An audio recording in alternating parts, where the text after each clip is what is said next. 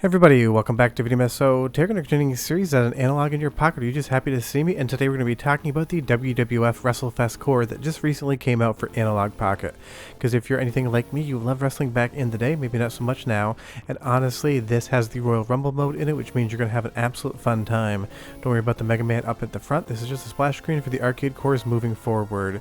Before we get too far involved though, do me a huge favor, down below hit like and subscribe and ring that notification bell. Definitely helps us out. And if you feel so inclined and want to support the channel, we got a Patreon link down below as well.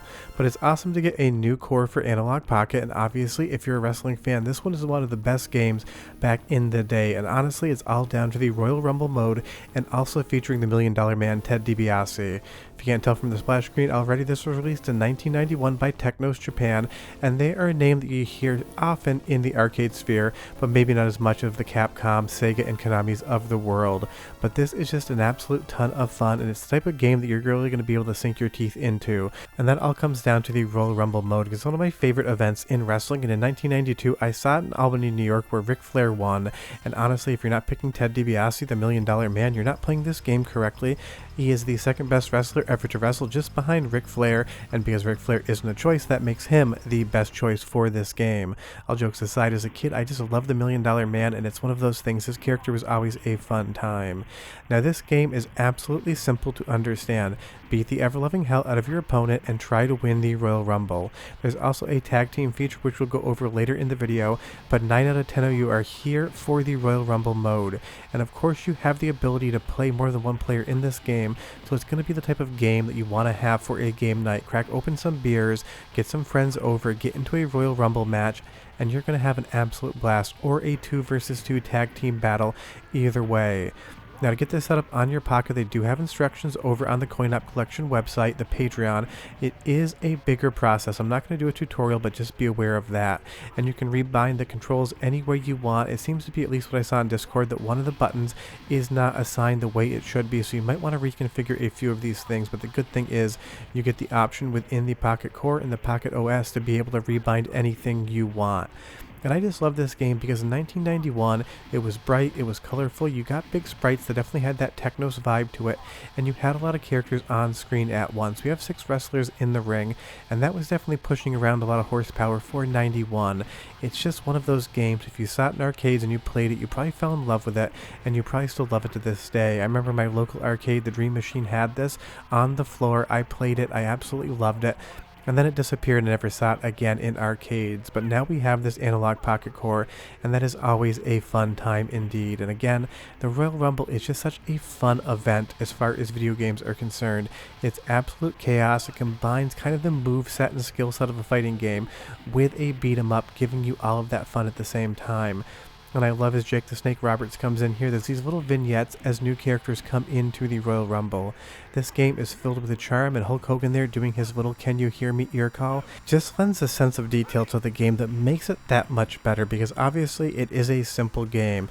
Beat the ever-loving hell out of your opponent and try to win the Royal Rumble. There is no real depth here as far as what you're trying to accomplish as a goal, but the fun comes in just the pure chaos and having it available for something like Analogue Pocket, because this again is an arcade cabinet.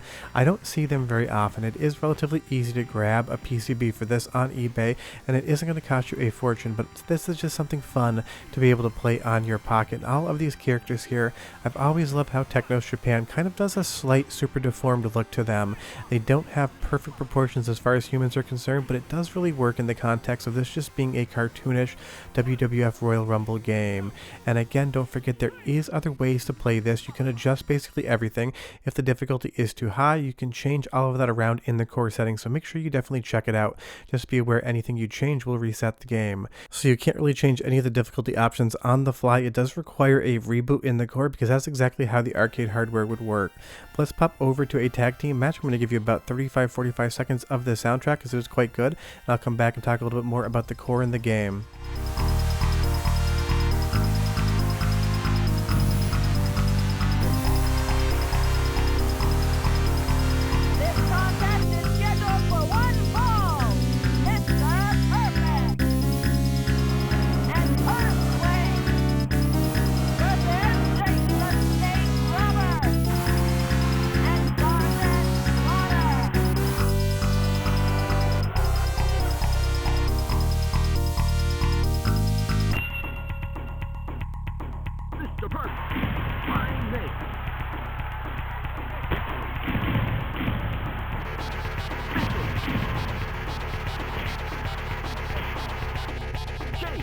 It's exactly the type of soundtrack you would expect for a wrestling game. It is both good and not in the way at the same time. Now, as far as the performance of the core is concerned, I played a decent amount of this game, and I don't really see anything to me, either to my eye or to my ear, that would make me think this is doing anything other than operating like an original PCB. All the graphics are here, the sounds are here, the controls are obviously responsive, although I would say this is the type of game that I feel better docked with than I would in handheld mode, just because you're constantly hammering on the buttons, and the screen is a tiny bit small for all of the action going on. Obviously, the Analogue Pocket is a handheld device, but I still prefer playing a lot of these games within the actual dock in and of themselves. Leave me a comment down below and tell me how you primarily play your Pocket. I would be curious. So now as we move into the next tag team battle, I do like that the rings change, because you are going to be basically doing the same thing the exact same time. But this game, even on easy, as you get into later matches, you are going to have to be near to perfect, pun very much intended for Mr. Perfect here, if you actually want to win the title at the end. You need to get good at this game. You need to understand how to manage your power and everything else like that. So do keep in mind when you're playing this game, if you're not used to it, definitely give it some time, get some practice in, because you need to learn what the game expects of you to be able to get better at it. And this, again, is the type of thing, it's just so much fun to play with friends. Against the CPU, it is fun, but not that great. But when you actually bring other people into the mix, this is when this game really comes alive.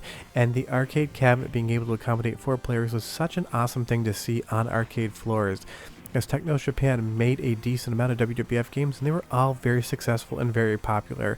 I looked up the stale stats on this, and this was a very high selling cabinet, so that's why you do still see a decent amount of PCBs out there for sale at decent prices. And don't forget, it is wrestling, so you can 100% try to keep yourself from losing by interfering in the match. It doesn't matter whatsoever, because there aren't really any rules in wrestling. So let's do one more Royal Rumble just to kind of close the video out and talk more about the game. This is what it really sold in arcades. Being able to have 4 players at once, being able to see 6 characters on screen at once, and just having absolute chaos. Now the best part is all of the hit detection is quite good in this game too. There's no situation in which you don't feel like you're not striking your opponent when you should be, because some of these games need perfect alignment to be able to actually grapple, kick, or punch. In this game, if you're close to what you're trying to hit, you're going to hit it, and that makes all the difference in the world when it comes to the playability. And then you put in all the details like the cheering crowd in the background, the referee there in his bow tie, and everything else, and it just ends up being one of those classic arcade games. The only thing it's missing is Ric Flair, and I know it was a little early, but I wish good old JR and Jerry the King Lawler were in here somewhere as well, really to tie off everything I've loved about wrestling into a nice, neat little bow. And that's the thing, I actually haven't watched wrestling since probably like 2000, 2001. It's something that I had a time and place in my life for and never really got back to. But the $1 Million Man Ted DiBiase being in this game makes it a #1 for me. But tell me down below, did you play this back in the day? Are you going to play it now that it's on Analogue Pocket? Or do you have no interest in it? Because I'm curious who loves this game and who doesn't really care for it. But short of that, if you want to play it today, you still have to do the little bit of manual installation. It may end up on Updater soon, that's what I'm assuming. But if you have any questions about how to get those files set up, leave me a comment down below and I'll try to help each and every one of you. But go play some WWF, pick Ted DiBiase, have a good time, and I'll see you guys next time.